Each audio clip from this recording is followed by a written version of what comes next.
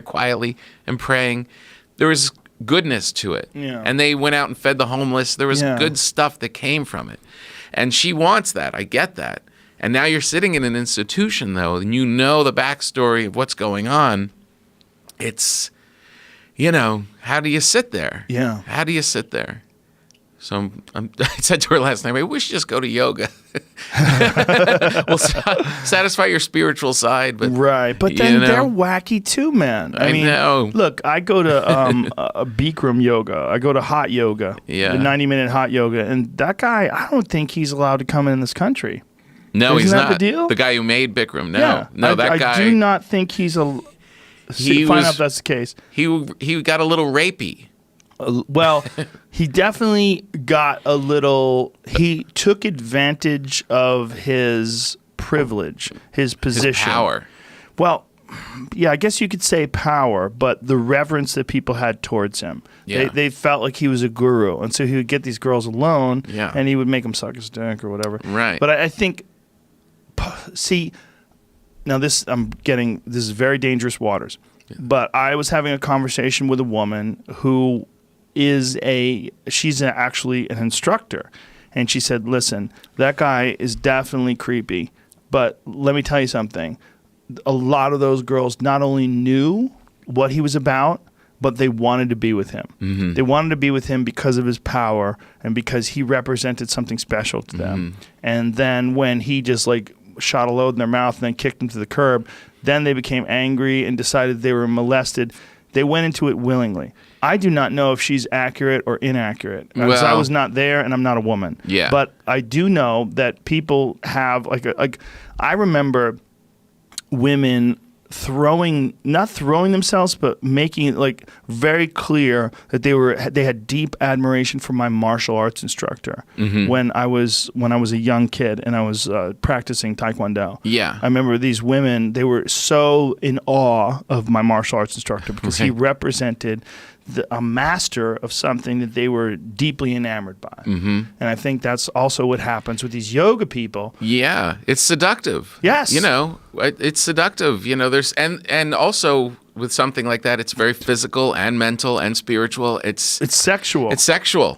Yoga is. Yeah. Look, I've never had any sex with anybody in my yoga class, but I'm telling you, when everybody's in there sweating and everyone's almost naked, I'm wearing these little fucking shorts, and these girls are wearing these little shorts, and the teacher goes around and she calls you out. It's oh, she likes me. Yes, I can understand how some of those people get intimate with each other after this is all over because they're so close to being naked and sweating together. Right. And your friend is right in that there were some women, I'm sure, who wanted to be with him. Yes. But my friend was not dismissing any rapey shit either. But it's his responsibility because he has the power and knows what he's wielding, like in a workplace kind of thing. It's up to you to be the one who puts the brakes on it. That's where it gets interesting because he does not seem to think that he does have any responsibility at all for the people that are working for him, teaching these classes and chat. He did this HBO documentary. It was fucking. They did this HBO interview about him. It was so ridiculous. This is the Bikram guy? Yeah. He goes, there are women that will pay $1 million for one drop of my sperm. He says this.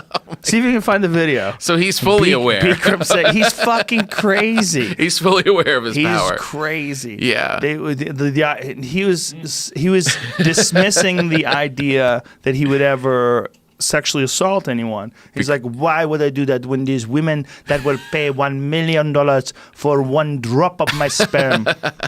Well, it wasn't that one. Why? It wasn't. Yeah, it wasn't. Brian Gumbel wasn't there. I think they're discussing it. Right. They're discussing the sperm comment. You want to see the guy because he looks like a. Because he said the comment to a woman, and she was like this. She was like, "What in the fuck did you say?" HBO's Andrea Kremer breaks down $1 million sperm interview. $1 million sperm interview. There's some shit that you say. There's some shit that you say where people go, wait, what the fuck did you say? Holy shit. Yeah, there's some things that are that you would call beyond the pale. Yeah. Right? Well, I love just seeing pictures. You hear these stories, then you see him. He's like, you're like grandpa. He's like all loose skinned and he's balding but that's the thing. It's like when you're in a powerful position like that. He's very spiritual. And people will pay $1 million. What does it say? From being circumspect in real sport, the 70-year-old went off on a rant claiming 5,000 women a day want to sleep with him. 4 have committed suicide over his charms, and people would pay $1 million for a drop of his sperm. See, now Imagine if you lived in that world. I would just shoot loads every day and then retire. If you just ate a lot of zinc, and like what makes loads? Oysters, celery. Yeah, is that really? Yeah, celery. That's vegan nonsense and propaganda. Don't listen to those people. Celery adds to the pop. What tells you? Who tells you that? The celery people. That's like some fucking celery lobby. No, it's true. Celery does. How do you know? I read something. Porn people, right? Celery? Yeah, celery. If you know. What's Jamie got here? Oh, here he is. I can make a line. The most beautiful, famous, rich women in the world. If I have to sleep with women, then I have to sleep, 5,000 girls every day. 5,000 women a day want to sleep with you? Yeah. They commit suicide. 4 of them. You're saying that 4 different women 4 different women. each killed themselves because you wouldn't have sex with them? All right. Why I have to harass women? People pay $1 million for 1 drop of my sperm. I can make $1 million a day, every drop. You are that idiot or dumb to believe those trash. The women are the trash? Yeah. I pick them from trash and give them life. Oh my God. Ooh, that's 70 so years spiritual. old. He looks pretty good for a 70-year-old dude. That's what's selling all that loads. Oh my God. It's no good. Don't last very long. They get gross. Yeah, they dry up real quick. Yeah, they get gross. Do you know? Oh man. Yeah. So that spiritual thing, like the whole. But that's yeah. Yeah.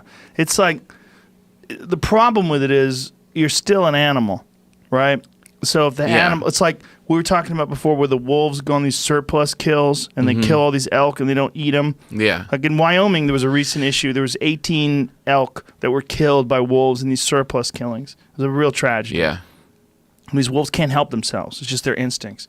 So his instincts as a man, he has instincts to procreate, right? His instincts to respond to women that are sexually attracted to him. And he teaches these classes in front of hundreds and thousands of people, and everybody loves and adores him. So in his fucked up, twisted brain, everything that he said there made sense. My favorite part of it was that woman, Andrea, when she clarified. Yeah. So you're saying that 4 women have committed to, like, I want, this motherfucker has to be clear on this nonsense. I like how she's, there he is. She doesn't even change her expression. She's just like, so you're saying, yeah, I mean, look at that girl right now. He's standing on top of a woman's hips as she's bent over backwards. That girl is like, he wants me. He's standing over me. This By is the way, I've taken a lot of yoga classes. Nobody ever stood on my hips. No, they no did. way. I'd be like, hey, bro. But I do like it when you're doing yoga and they come over and they like push your legs down and you're like, okay. Yeah, a little assisted deeper. stretching. Oh shit, I just spilled.